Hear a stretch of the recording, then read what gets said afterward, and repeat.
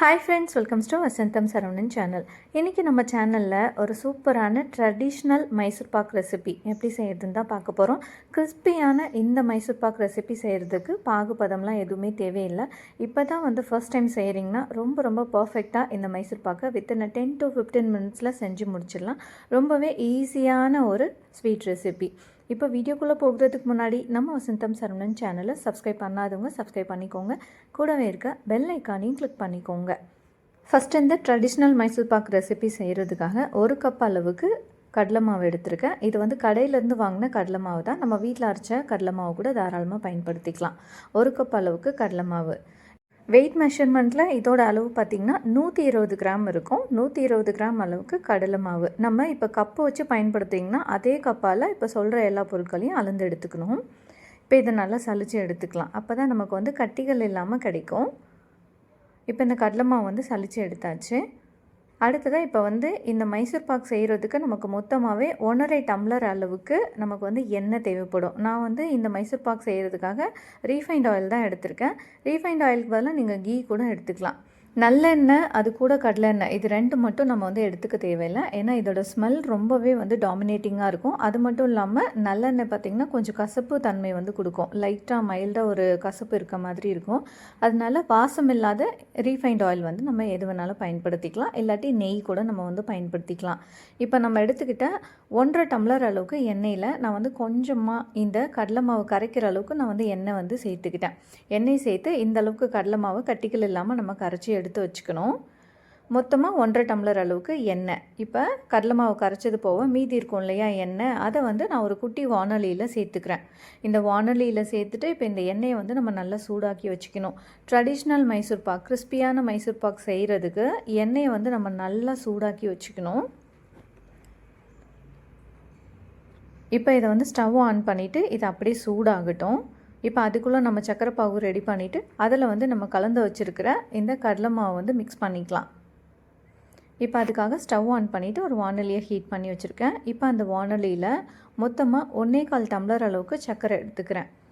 1 tumbler அளவுக்கு கடலை மாவுக்கு 1.25 டம்ளர் அளவுக்கு சர்க்கரை கரெக்டாக இருக்கும். இதோட அளவு வெயிட்டில் பார்த்திங்கன்னா மெஷர்மெண்ட் பார்த்திங்கன்னா 120 கிராம் கடலை மாவுக்கு 250 கிராம் சர்க்கரை கரெக்டாக இருக்கும்.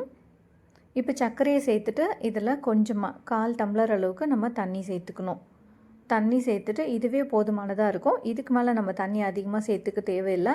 அப்படி தண்ணி அதிகமாக சேர்த்துக்கிட்டோம்னா அதனால் ஒன்றும் ப்ராப்ளம் கிடையாது. பட் இது கொதித்து அந்த மைசூர் பாக் பதத்துக்கு வர்றதுக்கு ரொம்ப நேரம் எடுத்துக்கும். அது மட்டும் இல்லாமல் கேஸ் தான் வீணாக போகும். அதனால் ஒரு 1/4 டம்ளர் அளவுக்கு மட்டும் தண்ணி சேர்த்துட்டு இந்த சர்க்கரை கரையிற வரைக்கும் நம்ம இதை கலந்து விட்டுட்டே இருக்கணும். ஸ்டவ்வை மீடியம் ஃப்ளேமில் வச்சுக்கலாம். சர்க்கரை கொஞ்சம் பெருசாக இருக்குது. அதனால் கம்ப்ளீட்டாக இந்த சர்க்கரை நல்லா கரையணும். இந்த பாகில் நல்லா கரைஞ்சிட்ட பிறகு நம்ம கரைச்சி வச்சுருக்கோம் இல்லையா இந்த கடலை மாவு, அந்த கடலை மாவை நம்ம இது கூட கொஞ்சமாக சேர்த்துக்கலாம். இதுக்கு பதம்லாம் எதுவும் பார்க்க தேவையில்லை. சர்க்கரை நல்லா கம்ப்ளீட்டாக கரைஞ்சிட்டு கொதிக்க ஆரம்பிக்கும் இல்லையா, அந்த ஸ்டேஜில் ஸ்டவ்வை ஸ்லோ ஃப்ளேமில் வச்சுட்டு நம்ம அப்படியே கரைச்சி வச்சுருக்க கடலை மாவை கொஞ்சமாக இதில் சேர்த்துக்க வேண்டியது தான். இப்போ சர்க்கரை நல்லா ஓரளவுக்கு கரைஞ்சிடுச்சு. இப்போ கொதிக்கவும் ஆரம்பிச்சிருக்கு. இப்போ இந்த ஸ்டேஜில் நம்ம கரைச்சி வச்சுருக்கிற கடலை மாவை இதில் கொஞ்சமாக சேர்த்துடலாம். இப்போ கடலை மாவு சேர்க்குறதுக்கு முன்னாடியே நம்ம இந்த மைசூர் பாக்கை பீசஸாக கட் பண்ணுறதுக்கு ஒரு ட்ரே ரெடி பண்ணி வச்சுக்கலாம். நான் பேக்கிங்க்கு யூஸ் பண்ணுற ட்ரே தான் எடுத்திருக்கேன். அதில் பட்டர் ஷீட் போட்டுட்டு கொஞ்சமாக நெய் தடவி வச்சுருக்கேன். இப்போ சக்கரை பாகு பாருங்கள் நல்லா கொதிச்சிட்ருக்கு. இந்த ஸ்டேஜில் ஸ்டவ்வை ஸ்லோ ஃப்ளேமில் வச்சுட்டு கொஞ்சமாக நம்ம கரைச்சி வச்சுருக்க கடலை மாவை அப்படியே சேர்த்துக்கிட்டு கைவிடாமல் கிளறி விட்டுக்கணும். நான் ஆல்ரெடி கடலை மாவு சேர்த்துட்டேன். இந்த சக்கரை பாகில் கடலை மாவு சேர்த்த பிறகு நம்ம கைவிடாமல் இதை கிளறி விட்டுட்டே இருக்கணும். ஸ்டவ்வை மீடியம் ஃப்ளேமில் வச்சுக்கலாம். மீடியம் ஃப்ளேமில் வச்சுட்டு கைவிடாமல் இதை கிளறி விட்டுட்டே இருக்கணும். இப்போ இந்த மைசூர் பாக்கில் கொஞ்சமாக ஏலக்காய் பொடி சேர்த்துக்கிறேன். நல்ல வாசனையாக இருக்கும் ஏலக்காய் பொடி சேர்த்து செய்யும்போது. இப்போ இதையும் சேர்த்து நல்லா கலந்து விட்டுக்கலாம். இப்போ அடுத்ததாக நம்ம எண்ணெயை நல்லா சூடு பண்ணி வச்சுருந்தோம் இல்லையா, அந்த எண்ணெய் நல்லா சூடாகணும். நல்ல சூடான எண்ணெயை கொஞ்சமாக எடுத்து இதே மாதிரி இந்த மைசூர் பாக்கை கிளறி விட்டுக்கிட்டே அதில் நம்ம கொஞ்சமாக சேர்த்துக்கணும். ஒவ்வொரு கரண்டியாக நம்ம சேர்த்துக்கலாம். ஒரு கரண்டி எண்ணெயை நல்லா சேர்த்த பிறகு பாருங்கள் இந்த அளவுக்கு நல்லா அது பொங்கி வரும். நமக்கு இந்த பொங்கி வர எண்ணெயை இந்த மைசூர் பாக்கு நல்லா அப்சர்வ் பண்ணிக்கணும். நல்லா கம்ப்ளீட்டாக அப்சர்வ் பண்ணதுக்கப்புறம் தான் நம்ம அடுத்ததாக இன்னொரு கரண்டி எண்ணெயை சேர்த்துக்கணும். உடனே நம்ம வந்து இதை அப்சர்வ் ஆகிறதுக்கு முன்னாடியே நம்ம சேர்த்துட்டே இருக்கக்கூடாது. இப்போ பாருங்கள், ஒரு 2 கரண்டி எண்ணெய் வந்து நான் சேர்த்துக்கிட்டேன். நல்ல சூடான எண்ணெய். அது வந்து நல்லா கம்ப்ளீட்டாக அப்சர்வ் ஆன பிறகு நம்ம வந்து அடுத்த கரண்டி எண்ணெயை சேர்த்துக்கலாம். ஒவ்வொரு கரண்டி எண்ணெய் சேர்க்கும் போதுமே இது நல்லா பொங்கி வரணும். அந்த அளவுக்கு சூடாக இருந்தால் தான் நமக்கு வந்து கடையில் கிடைக்கிற மாதிரியான நல்ல கிறிஸ்பியான அந்த டெக்ஸ்சரில் வந்து நமக்கு மைசூர் பாக் கிடைக்கும். இப்போ இது வந்து மைசூர் பாக் வந்து கெட்டியாக ஆரம்பிச்சிடுச்சு. இதுக்கப்புறம் நம்ம வந்து ஸ்டவ்வை ஸ்லோ ஃப்ளேமில் வச்சிடணும். இதுக்கப்புறம் நம்ம மீடியம் ஃப்ளேமில் மெயின்டைன் பண்ணோம்னா கண்டிப்பாக அடி பிடிச்சி கரிஞ்சு போன மாதிரி ஆகிடும். ரொம்ப ஸ்லோவாக இதுக்கப்புறம் நம்ம வந்து இதை கிளறி விட்டுக்கணும். ஏன்னா வந்து இதுலேருந்து எண்ணெய் கொஞ்சம் பிரிய ஆரம்பிக்கும். ஸோ அந்த ஸ்டேஜில் நம்ம மேலே வந்து தெறிக்கிற மாதிரி இருக்கும். அதனால் கொஞ்சம் வந்து நிதானமாக நம்ம இதை வந்து கிளறி விட்டுட்டே இருக்கணும். இப்போ இந்த ஸ்டேஜில் நம்ம எடுத்த மைசூர் பாக் வந்து ரெடி ஆகிடுச்சு. நம்ம ட்ரேயில் சேர்த்தாலும் இது கட்டிங் போடுறதுக்கு வரும். ஆனாலும் ட்ரெடிஷ்னல் மைசூர் பாக் மாதிரி இருக்காது. நல்லா சாஃப்டான மைசூர் பாக் மாதிரியே தான் இருக்கும். அதனால் இதுக்கு மேலவும் இது வந்து நல்லா கொஞ்சம் திரியாக ஆகிற மாதிரி வரும். ஸோ அந்த ஸ்டேஜ் வர வரைக்கும் நம்ம இதை வந்து கிளறி விட்டுட்டே இருக்கணும். இப்போ பாருங்கள், நல்லா திரியாக கொஞ்சம் வந்து மாற ஆரம்பிச்சிருக்கு. இப்போ இந்த ஸ்டேஜ் வரும்போது லைட்டாக வந்து இது கலருமே வந்து சேஞ்ச் ஆகும் நமக்கு. ஸோ இந்த அளவுக்கு நம்ம இதை வந்து திரியாக ரெடி பண்ணி எடுத்துக்கிட்டால் தான் இந்த கடையில் கிடைக்கிற மாதிரி இந்த சென்டரில் கொஞ்சம் ப்ரௌன் கலர் மாதிரி நமக்கு வந்து மைசூர் பாக் கிடைக்கும். இப்போ கொஞ்சம் நம்ம எக்ஸஸாக வந்து எண்ணெய் சேர்த்துருந்தோம்னா அந்த எண்ணெய் வந்து கொஞ்சம் இந்த ஸ்டேஜில் வந்து ரிமூவ் ஆக ஆரம்பிக்கும். ஸோ அதனால் அதை பற்றி ஒன்றும் ஒரி பண்ணிக்க தேவையில்லை. இதை அப்படியே வந்து கலரி விட்டுட்டே இருக்க வேண்டியது தான். இன்னும் கூட ஒரு 2 நிமிஷத்துக்கு நம்ம வந்து இதை கலரி விட்டுக்கலாம். ஏன்னா அப்போ தான் நல்ல ஒரு டார்க் கலர் வந்து நமக்கு கிடைக்கும். இப்போ இது வந்து ஆல்மோஸ்ட் ரெடி ஆகிடுச்சு. நம்ம ரெடியாக வச்சுருக்கிற ட்ரேக்கு வந்து நம்ம இந்த மைசூர் பாக்கை வந்து மாற்றிடலாம்.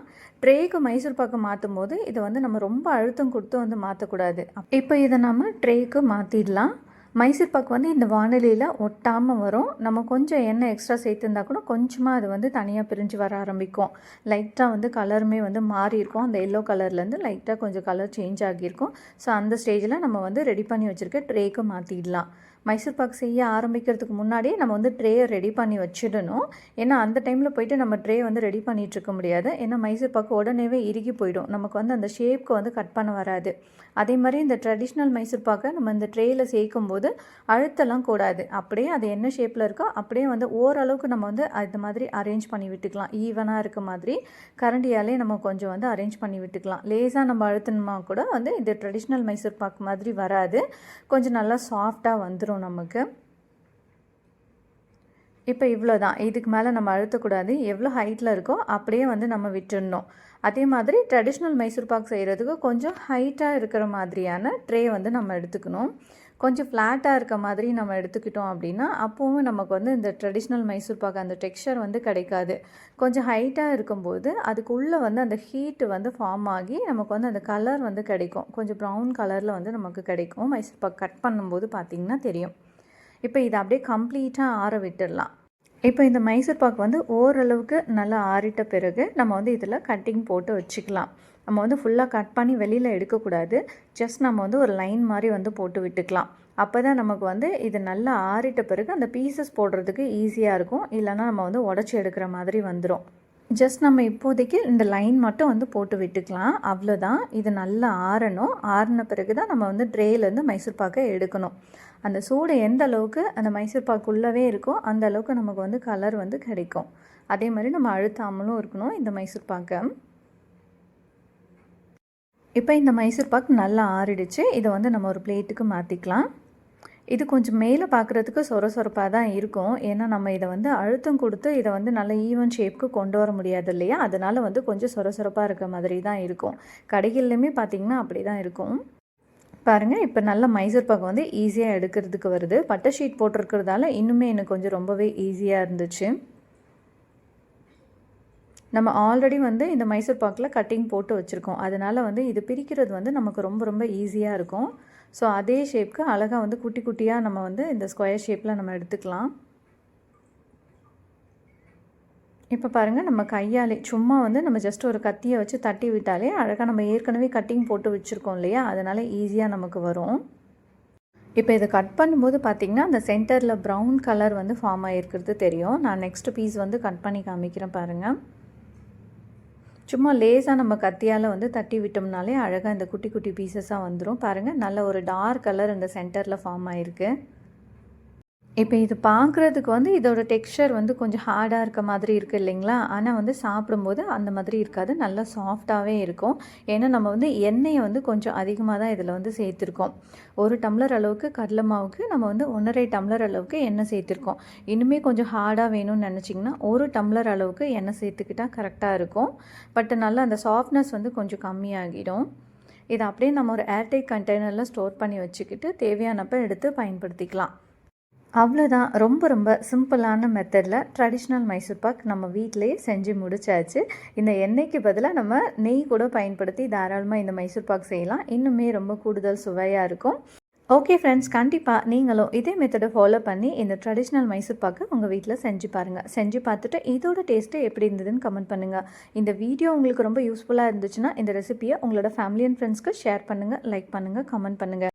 இன்னும் நம்ம வசந்தம் சரவணன் சேனலை சப்ஸ்கிரைப் பண்ணாதவங்க சப்ஸ்கிரைப் பண்ணிக்கோங்க. கூடவே இருக்க பெல் ஐக்கானையும் கிளிக் பண்ணிக்கோங்க. தேங்க்ஸ் ஃபார் வாட்சிங்.